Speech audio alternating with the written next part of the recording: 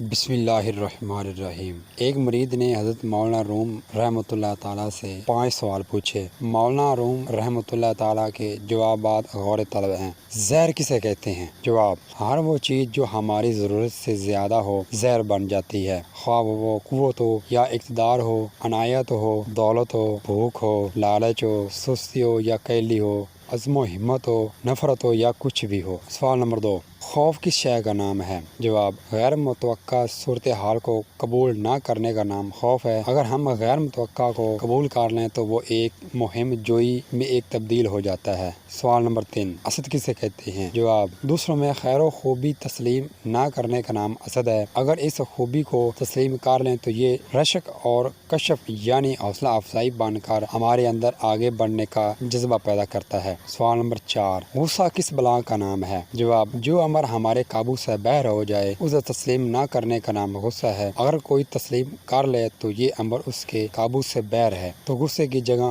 عفو درگزر اور تحمل لے لیتے ہیں۔ سوال نمبر 5: نفرت کسے کہتے ہیں؟ جواب: کسی شخص کو جیسا وہ ہے تسلیم نہ کرنے کا نام نفرت ہے۔ اگر ہم غیر مشروط طور پر اسے تسلیم کر لیں تو یہ محبت میں تبدیل ہو سکتا ہے۔